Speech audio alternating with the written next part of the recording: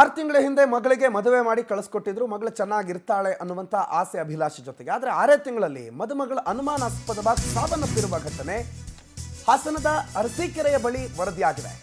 Arsikere railway track ಬಳಿ ನವ ವಿವಾಹಿತೆಯ ಶವ ಪತ್ತೆಯಾಗಿದೆ.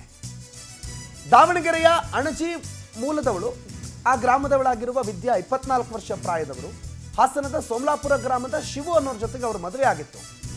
ಬೆಂಗಳೂರಿನ ಶಂಕರಿಪುರಂನಲ್ಲಿ ಪೊಲೀಸು ಆ ಶಿವು, ಆದರೆ ಅರಸೀಕೆರೆ ನಗರದ ರೈಲ್ವೆ ಟ್ರ್ಯಾಕ್ ಬಳಿ 24 ವರ್ಷ ಪ್ರಾಯದ ವಿದ್ಯಾಳ ಮೃತದೇಹ ಪತ್ತೆಯಾಗಿದೆ. ಪತಿ ಕುಟುಂಬಸ್ಥರೇ ಮಗಳನ್ನು ಹತ್ಯೆ ಮಾಡಿದ್ದಾರೆ ಅಂತ ವಿದ್ಯಾ ಕುಟುಂಬ ಆರೋಪ ಮಾಡ್ತಾ ಇದೆ. ಮದುವೆಯಾದ ಆರಂಭದಿಂದಲೂ ಕಿರುಕುಳ ಇದೆಯಂತೆ, ಪ್ರತಿನಿತ್ಯ ಕಿರುಕುಳ ಕೊಡ್ತಿದ್ದಾರೆ ಅನ್ನುವಂಥ ಆರೋಪ ಕೇಳಿಬಂದಿದೆ. ಜೂನ್ 30ನೇ ತಾರೀಕು ಆಕೆ ಕಾಣೆಯಾಗಿದ್ಲು. ಆದರೆ ನಿನ್ನೆ ಸಂಜೆ ಶವವಾಗಿ ಪತ್ತೆಯಾಗಿದ್ದಾಳೆ. ನಿನ್ನೆ ಸಂಜೆ Arsikere railway station railway track ಬಳಿ ಈ ಮೃತದೇಹ ಪತ್ತೆಯಾಗಿದೆ.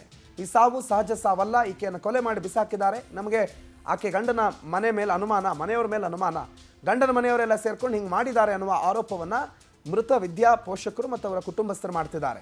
ಆದರೆ 6 ತಿಂಗಳು ಮದುವೆಯಾಗಿ 6 ತಿಂಗಳಿಗೆ ಈ ರೀತಿ ಅನುಮಾನಾಸ್ಪದವಾಗಿ ಆಕೆಯ ಶವ ಪತ್ತೆಯಾಗಿದೆ ಅಂತಂದಾಗ ಎಂಥ ತಂದೆ ತಾಯಿಗಳಿಗಾದರೂ ಒಂದು ಕ್ಷಣ ಶಾಕ್ ಆಗುತ್ತೆ. ಹಾಸನಕ್ಕೆ ಮದುವೆ ಆಗಿತ್ತು, ಪತಿ ಬೇರೆ ಪೊಲೀಸ್ ಆಗಿ ಕೆಲಸ ಮಾಡ್ತಿದ್ದ, ಮಗಳ ಜೀವನ ಚೆನ್ನಾಗಿರುತ್ತೆ ಅಂತ ಅಂದ್ಕೊಂಡಿದ್ರು. ಆದರೆ ಮಗಳ ಜೀವನ ಹಿಂಗಾಗಿದೆ ಅನ್ನೋದು ತಂದೆ ತಾಯಿಗಳ ನೋವಿಗೆ ಕಾರಣ ಆಗಿದೆ.